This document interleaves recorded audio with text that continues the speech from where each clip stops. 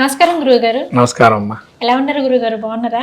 బాగున్నాను గురువుగారు, గ్రహణ సమయంలో మనం చూసుకున్నట్లయితే ఏంటంటే గ్రహణ సమయంలోనే చాలామంది జపం చేయాలి అనేసి అని అంటారు. మరి గ్రహణ సమయంలోనే కొంతమంది పూజలు చేస్తారు. మరి గ్రహణ సమయంలోని పూజలు చేయొచ్చు అంటారా? మరి ఏం చేయాలి గ్రహణ సమయంలో? శ్రీ గురుభ్యో నమః. శ్రీ మహాగణాధిపతయ నమః. శ్రీ మహాసరస్వత్యై నమః. హరి ఓం. శ్రీమాత్రే నమః. మనకు గ్రహణాలు, సూర్యచంద్రాది గ్రహణాలు ఎలా వచ్చాయి అంటే, సాగర మథనం జరగటం, ఆ మథించినటువంటి అమృతాన్ని తీసుకోవటానికి దేవతలు, రాక్షసులు అమరత్వాన్ని పొందటానికి పవిత్రంగా, ఆ అమరత్వం కనుక వస్తే మృత్యుని జయించిన వారు అవుతాం ఎప్పటికీ అని చెప్పి వాళ్ళు ఒక ఇదితోని రాక్షసులు కూడా చేశారు.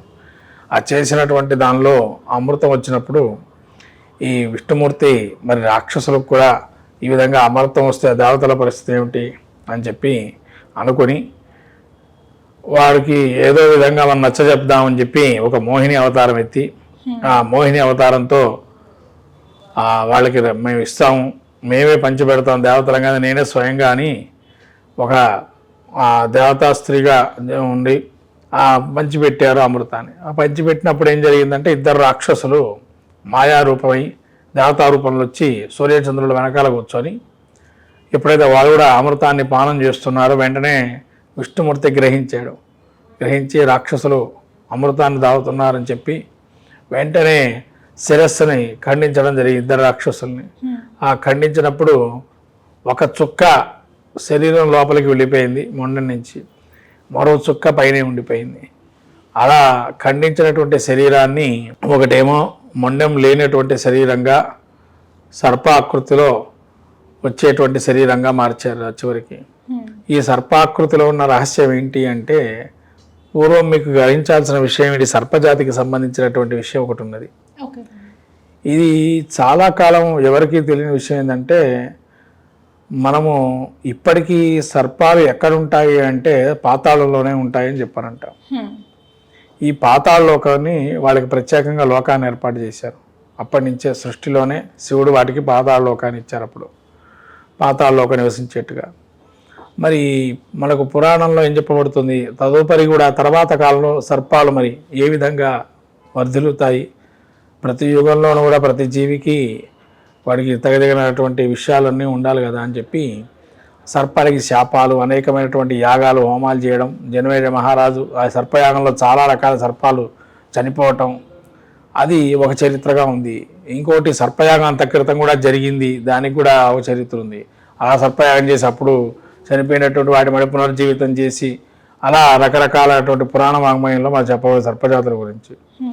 మరి ఇప్పటి కాలంలో పురాణంలో మనకేం చెప్పబడిందంటే, చివరికి సర్పాకృతిలో అంటే ఇక వాటిని మనం భూమి మీద మన కింద లోకం పాతాళ లోకమే కాబట్టి వాటి యొక్క రహస్యాలు మన దగ్గరగా ఉండటము, జీవన శైలిలో కూడా మనం మన యొక్క మెదడు పాదరసంలా అని అంటూ ఉంటాం.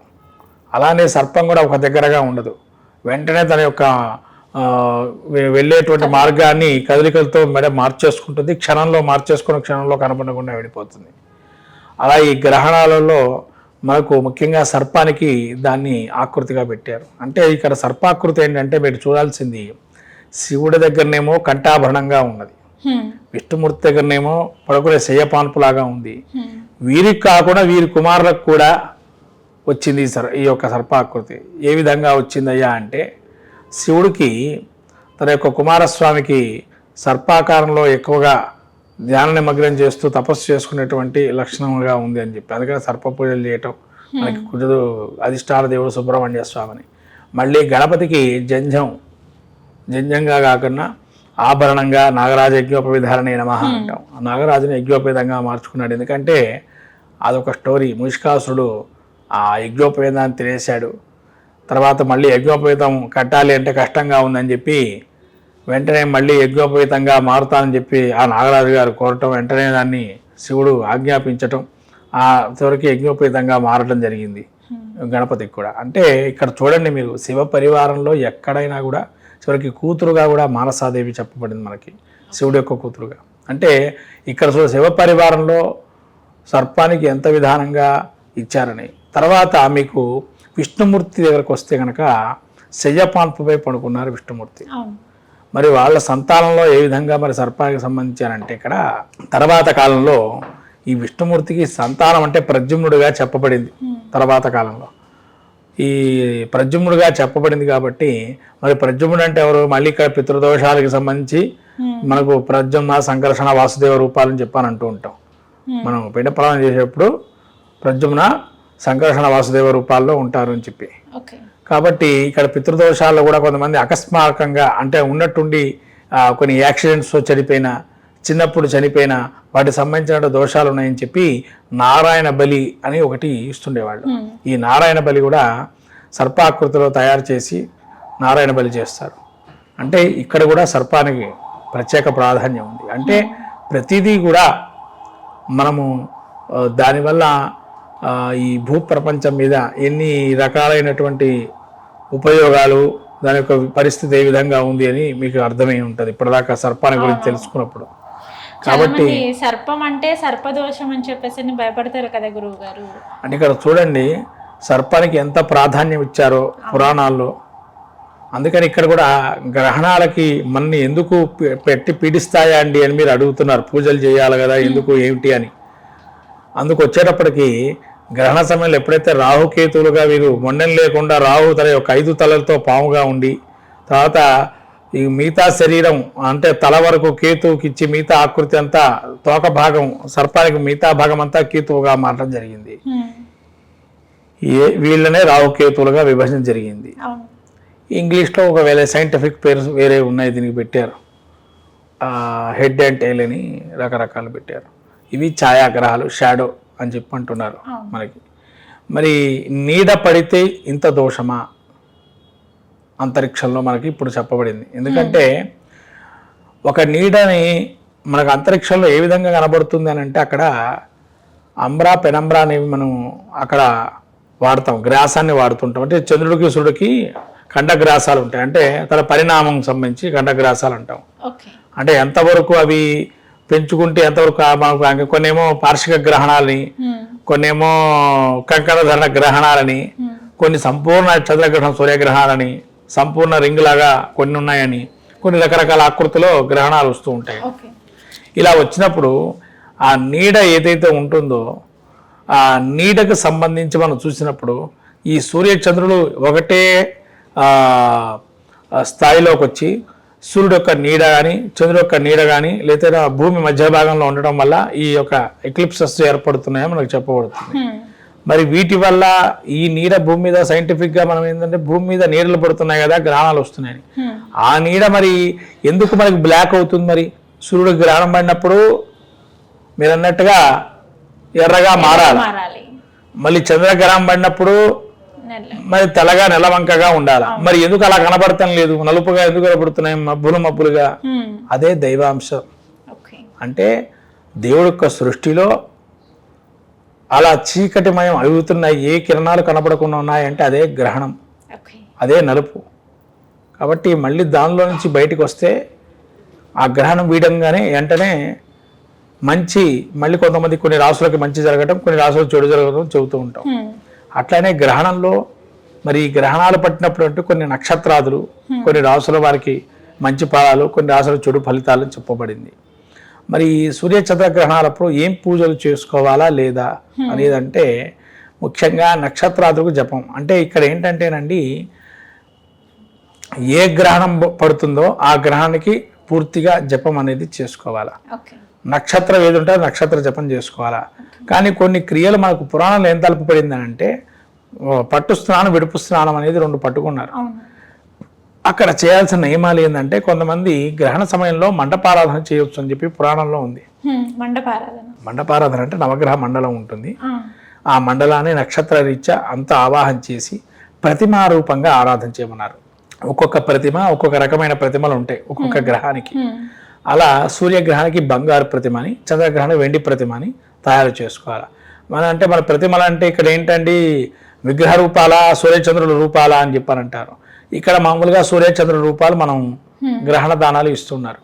కానీ ఈ గ్రహణ దానాల్లో సూర్యచంద్రుల రూపాలు కాకుండా ప్రతిమలు, వాటికి ఉండేటువంటి లక్షణాలు అంటే కొన్ని ఉంటాయి ధ్యాన శ్లోకాల్లో, ఆ విధంగా ఆకారాలు తయారు చేసి వాటిని మనం పూజ చేసి మళ్ళీ పూర్ణ కలశంలో ఆవాహన చేస్తాం. అంటే ఈ గ్రహణానికి పూర్వమే కలశారాధన చేసుకొని గ్రహణ సమయంలో వాటికి పూజ చేస్తుండాల. సహస్రనామార్చన కానీ, అష్టోత్తరార్చన కానీ, అది విష్ణుమూర్తి కానీ, శివుడు కానీ ఏదైనా ఒక అర్చన చేస్తుండాలి ఆ కలశానికి. అర్చన చేసిన తర్వాత మళ్ళీ విడుపు స్నానం ఉంటుంది. విడుపు స్నానం తర్వాత మళ్ళీ స్నానం చేసుకొని ఆ కలశోద్వాసం చేసి కలశోద్వాసం అయిన తర్వాత ఆ నీళ్ళని మళ్ళీ విడుపు స్నానం చేయాలి కదా. విడుపు స్నానం అంటే అప్పుడు దానం ఇచ్చేసి విడుపు స్నానం చేయాలి. అప్పుడు సంపూర్ణటువంటి గ్రహణ దోషం పోతుంది. ఇది అసలు ప్రాధాన్యం ఏంటంటే గ్రహణ దోషంలో చేయాల్సిన నియమం ఇది పురాణాలు తెలపబడింది. కానీ ఇక్కడ వాళ్ళు ఏంటంటే స్నానాలు చేసుకొని తర్వాత మనం దానాలు ఇస్తున్నాం, మళ్ళీ తర్వాత స్నానం చేయమంటున్నాం. యాక్చువల్గా ఏంటంటే పూజ అనేది చేయొచ్చు, కానీ అక్కడ ఫలితం ఏంటండి మరి ఉంటుందా అంటే దానికి దర్భలు ఉంటాయి. మనకి దర్భల్ని చుట్టాలి కలశం మీద.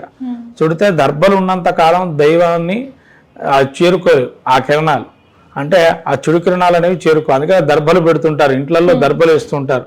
అన్ని పదార్థాల మీద వాటిని పవిత్రంగా ఉండి వాటి మీద ఎటువంటి కిరణాలు చెడు కిరణాలు రాకుండా ఆహార పదార్థాల్లో కానీ ఆ గ్రహణ సమయంలో అని. కాబట్టి ఇవన్నీ కూడా మనము శాస్త్రనియమంగా శాస్త్రబద్ధంగా చెప్పబడినాయి కాబట్టి పూజ అనేది కూడా చేసుకోవచ్చు. అది గ్రహణ పూజ అంటారు. అంతే తప్ప ఏదో పుణ్యం వస్తుందని కాదు. ఆ గ్రహణం మన మీద పడింది కాబట్టి తత్ గ్రహణ దోష పరిహారార్థం అని చెప్తాం అక్కడ. అంతే తప్ప మనకేదో చేయడం వల్ల పుణ్యం వస్తుందని కాదు. అక్కడ మనకు ఉండేటువంటి దోషం అనేది అయితే ఆ జన్మనక్షత్రం మీద పడుతుందో ఆ జన్మనక్షత్రానికి సంబంధించినటువంటి దోష పరిహారం చేయమన్నారు అక్కడ. కంపల్సరీ గ్రహానికి సంబంధించినటువంటి పూజ చేసేటప్పుడు పూర్వమే స్నానం చేసుకొని మళ్ళీ ఆ పూజ మొదలు పెట్టుకొని తదేకంగా విష్ణు కానీ మనకు ఈ లలితా సహస్రనామం కానీ విష్ణు సహస్రనామం కానీ లేదా సూర్య చంద్ర సహస్రనామార్చన కానీ వాళ్ళకి సంబంధించినటువంటి ఉంటే కనుక అవి కానీ లేదా మృత్యుంజయ సహస్రనామం. అంటే సహస్రనామార్చన ఎందుకండి అంటే అక్కడ ఎంత మనం 1000 నామాలతో అర్చన చేస్తే ఆ శక్తి ఆ కలశంలోకి ఉంటుంది.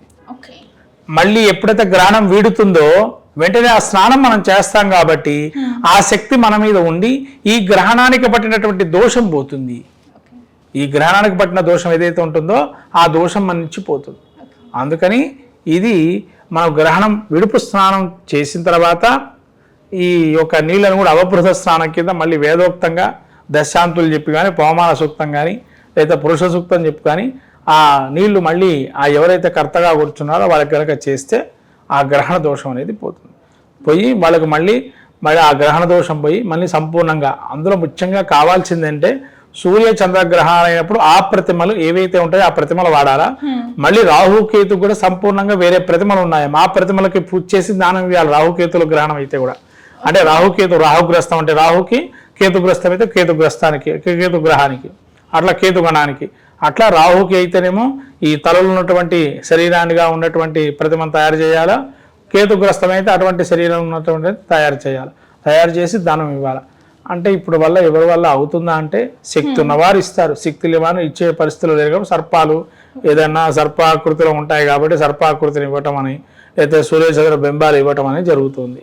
ఈ కృత కూడా చేయొచ్చు. ఇది కూడా చాలా మటుకు గ్రహణ సమయంలో పూజ చేయమని మనకు పురాణాలు తెలుపబడింది. కాబట్టి పురాణ వాంగ్మయం చాలా గొప్పది. కాబట్టి పురాణాలను అంతర్గతంగా మనం చేసే ప్రతి విషయం ప్రతి పూజాకృతువు చాలా ఉత్తమ ఫలితాలు ఇస్తే పూజాకృతువుల గురించే చెప్పలేదు. అందులో స్తోత్రమాలికలు చాలా రకరకాలు ఉన్నాయి. అవన్నీ కూడా మనం చేసుకుంటే మీరు అన్నట్టుగా సశాస్త్రీయంగా మనం అన్ని విధాలుగా అంటే అశౌచాలు పాటించడం, ఇంట్లో ఏది పడితే అది కలుపుకోకుండా ఉండటం, అటువన్నీ పాటిస్తే ఎవ్వరికి ఏ లోటు అనేది ఉండదు.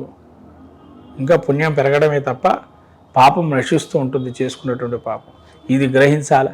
అప్పుడే గ్రహణ సమయంలో పూజ చేయొచ్చా లేదా అనేది ఏదైతే మనకు నెగిటివ్ థాట్స్ ఉన్నాయో ఆ థాట్ పోవాలన్న కారణం కూడా ఖచ్చితంగా పూజ చేసుకోవచ్చు. హోమాన్ని కూడా నిర్వహించవచ్చు అని కొన్ని గ్రంథాలు తెలపబడింది. చండీ హోమం, గ్రహణ హోమం కూడా ముందరే ప్రారంభం చేసుకోవచ్చు గ్రహణానికి పూర్వమే. అయితే ఇక్కడ చంద్రగ్రహణ సమయంలో మాత్రం హోమాలు చేయడం కష్టంగా ఉంటుంది. ఎందుకంటే రాత్రి సమయంలో హోమాలు కొంతవరకు పనికిరాదని అంటారు. అందుకని చంద్రగ్రహణం అప్పుడు హోమాలుగా, సూర్యగ్రహణం అప్పుడు హోమాలు చేసుకోవచ్చు. రాత్రి సమయంలో హోమాలు చేయకూడదు. అంటే కొన్ని శక్తి అంటే వాళ్ళు కొన్ని నియమబద్ధంగా ఉంటాయి ఆ హోమాలకి, వాటికి చేసుకోవచ్చు. అన్ని హోమాలు చేయలేం కానీ కొన్ని నియమబద్ధ హోమాలు చేసుకోవచ్చు రాత్రి సమయంలో. అదే సూర్యగ్రహణ సమయంలో మాత్రం మంచిగా మనం హోమం ముందర పూర్వంగా ఇక్కడ మనపారాధన చేసుకుని తర్వాత హోమం చేసుకుని దానం కూడా అయిపోవచ్చు. అలా కూడా అవకాశం పూర్తిగా వినియోగించుకునే వాళ్ళు, శక్తి ఉన్న వాళ్ళు ఖచ్చితంగా అందరూ చేస్తే, శక్తి ఉన్న వాళ్ళు చేస్తే మంచిది, శక్తి లేని వాళ్ళు స్తోత్ర పాలన చేసుకోవడం మంచిది. షేర్ చేయండి, లైక్ చేయండి, సబ్స్క్రైబ్ చేయండి. మరిన్ని వీడియోల కోసం బెల్ సింబల్ పై క్లిక్ చేయండి.